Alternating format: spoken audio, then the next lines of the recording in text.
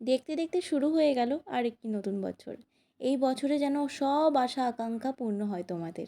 নতুন বছর তোমাদের জীবন সুখ শান্তি সমৃদ্ধি নিয়ে আসুক, এটাই আমি ভগবানের কাছে প্রার্থনা করি। শুভ নববর্ষ 1432। হ্যালো এভরিওয়ান, আমি সিমরান। বছরের শুরুতেই ভাবলাম তোমাদের সাথে নতুন কিছু শেয়ার করা যাক, তাও আবার শঙ্খধ্বনির সাথে।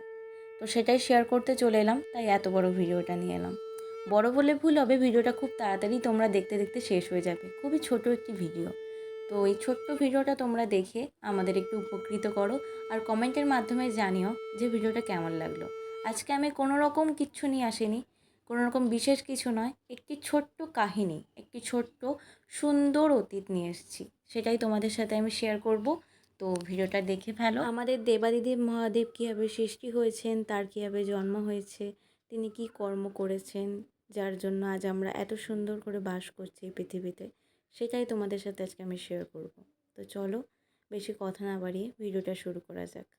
শিবের জন্ম সম্পর্কে কোনো পুরাণ বা প্রাচীন বইতে কোনো উল্লেখ নেই, তবে পুরাণে পাওয়া গেছে কিছু কাহিনী শিবের জন্ম সম্পর্কে। এগুলো অনুমান করা যায়। অনেকে বিশ্বাস করেন যে ভগবান শিব হলেন স্বয়ম্ভু, যার অর্থ তিনি মানবদেহ থেকে জন্মগ্রহণ করেননি, সে স্বয়ংক্রিয়ভাবে সৃষ্টি হয়েছে। তিনি যেখানে ছিলেন তখন কিছুই ছিল না, এবং সব কিছু ধ্বংস হয়ে যাওয়ার পরেও তিনি থাকবেন। সেজন্য তাকে আদিদেব নামেও ডাকা হয়, যার অর্থ হিন্দু পুরাণের প্রাচীনতম ঈশ্বর। তবে একটি কাহিনী রয়েছে, সেটাও তোমাদের সাথে শেয়ার করে ফেলি। তো চলো। ব্রহ্মা ও বিষ্ণুর কলহের ফলে নাকি আবির্ভূত হয়েছিল কি সেই কাহিনী। একবার ব্রহ্মা ও বিষ্ণুর মধ্যে তর্ক বাঁধল, তাদের মধ্যে শ্রেষ্ঠতা নিয়ে। বিতর্ক যখন তুঙ্গে, তখন আচমকাই সেখানে আবির্ভূত হলো এক প্রকাণ্ড জ্বলন্ত স্তম্ভ। সেই স্তম্ভের শুরু কোথায়, কোথায় বা শেষ, যেন তল পাওয়াই যায় না। এরপরেই শোনা গেল দৈববাণী। কোন সুদূর থেকে ভেসে আসা সেই স্বর দুই দেবতাকে জানিয়ে দিল, ওই স্তম্ভের আদি ও অন্ত যিনি খুঁজে বের করতে পারবেন, তিনিই শ্রেষ্ঠ। সঙ্গে সঙ্গে একটি হাঁস হয়ে আকাশমুখে ভেসে চললেন ব্রহ্মা। অন্যদিকে বিষ্ণু শূকরের বেশে জমি খুঁড়ে স্তম্ভের শেষাংশ অনুসন্ধান করতে চেষ্টা করলেন। সময় গেল, কিন্তু তারা সেই স্তম্ভের শুরু বা শেষ কিছুই খুঁজে পেলেন না, এবং সময়ের হাল ছেড়ে দিলেন দুজনেই। তখন তাদের সামনে আবির্ভূত হলেন শিব, যেন তিনি অপেক্ষমান তাদের জন্য। শিবকে দেখার পরেই ব্রহ্মা ও বিষ্ণু বুঝতে পারলেন তার স্বরূপ। শিবের চিরন্তন তথা আদি অন্তহীন রূপকে প্রত্যক্ষ করে তারা বুঝতে পারলেন শিবের আসল পরিচয়। তাহলে কি তোমরা বুঝতে পারলে কিছু? আরও তোমাদের সাথে শেয়ার করবো, এখানেই শেষ নয়। কিছুদিন আগে যে নীল পুজো হলো, নীল পুজোর অর্থ কি তোমরা জানো? অনেকে হয়তো জানো, আর যারা জানো না তাদের কি এক্সাইটমেন্ট আছে কিছু জানার জন্য? আমার তো ভীষণ এক্সাইটমেন্ট ছিল, সেজন্য আমি এগুলো জেনে তোমাদের সাথে শেয়ার করছি। তো চলো, এটাও তোমাদের সাথে শেয়ার করে ফেলি। নীল পূজা মূলত শিব পার্বতীর বিবাহ বার্ষিকী হিসেবে পালিত হয়, যা পুরাণ অনুসারে নীল ষষ্ঠীর দিনে অনুষ্ঠিত হয়েছিল। এই বিশেষ দিনটিতে শিব নীলকণ্ঠের জন্য একটি নীল পূজা নামে পরিচিত।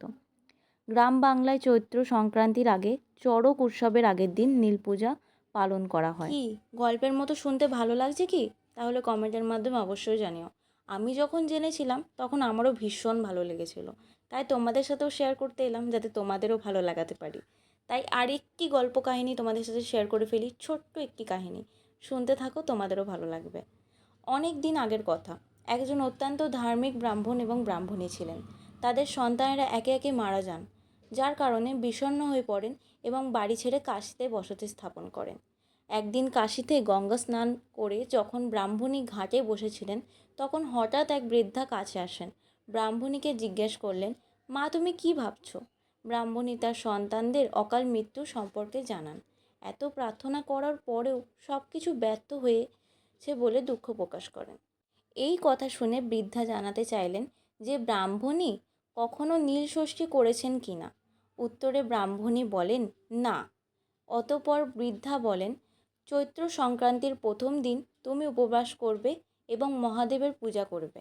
সন্ধ্যায় ঠাকুর ঘরে একটি প্রদীপ জ্বালিয়ে তবেই জলপান করবে। কথিত আছে যে বৃদ্ধা মহিলার কথা শুনে এবং সেই অনুযায়ী আচার অনুষ্ঠান পালন করে এবং উপবাস করার পর ব্রাহ্মণী আবার মা হন। তারপর থেকেই নীল ষষ্ঠী উপবাস বিখ্যাত হয়ে ওঠে। স্থানীয় ভাষায় কেউ কেউ একে নীল পূজাও বলে। বিশ্বাস করা হয় যে এই দিনের বৃদ্ধা কেউ নন, স্বয়ং দেবী ষষ্ঠী ছিলেন।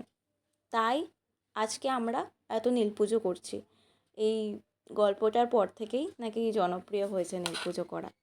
গল্পগুলো বেশ সুন্দর, আমার ভীষণই পছন্দ হয়েছিল যখন শুনেছিলাম। তোমাদের কেমন লাগছে অবশ্যই জানিও, কিন্তু বারবার বলছি কমেন্টের মাধ্যমে। তারপর ছোট্ট একটা কাহিনী তোমাদের সাথে শেয়ার করে ফেলি। নীল ষষ্ঠীতে কেন শিবের পুজো হয় জানো কি তোমরা? সেটা তোমাদের সাথে শেয়ার করে ফেলি। গ্রাম বাংলার ষষ্ঠী তিথিতে উপরাস শক্তির দেবী ষষ্ঠীর আরাধনা করার প্রথা আছে। অশোক ষষ্ঠী এবং শীতল ষষ্ঠী হলেন এমনই ষষ্ঠী পার্বণ। কিন্তু নীল ষষ্ঠীর ষষ্ঠী দেবী নন, সন্তানের মঙ্গল কামনা করে মহাদেবের আরাধনা করা হয়ে থাকে। কেন নীল ষষ্ঠীতে শিবের পুজো হয় তা জেনে নিন এখানে। প্রচলিত কাহিনী অনুসারে পিতা দক্ষের আয়োজিত যজ্ঞে স্বামীর মহাদেবের অপমান সহ্য করতে না পেরে আগুনে আত্মাহুতি দিয়েছিলেন শিবের পত্নী সতী। তারপর নীলধ্বজ রাজার ঘরে আবার জন্ম নেন তিনি। সেই জন্মে তার নাম হয় নীলাবতী। এই কন্যার সঙ্গে শিবের বিয়ে দেন রাজা নীলধ্বজ, অর্থাৎ দেবী পার্বতীর আর এক নাম হয় নীলাবতী। গ্রাম বাংলার প্রচলিত কাহিনী অনুসারে চৈত্র সংক্রান্তির আগের দিন বিয়ে হয়েছিল মহাদেব ও নীলাবতীর। সেই কারণে নীলষষ্ঠী চৈত্র সংক্রান্তি ও গাজন শিব দুর্গার বিয়ের উৎসব হিসেবে পালিত হয়। তো ভিডিওটা কেমন লাগলো অবশ্যই তোমরা জানো, আর কাহিনীগুলো কেমন লাগলো সেটা বেসিক্যালি তোমরা জানো, আর এই চ্যানেলটাকে সাবস্ক্রাইব করে ফেলো। So bye bye.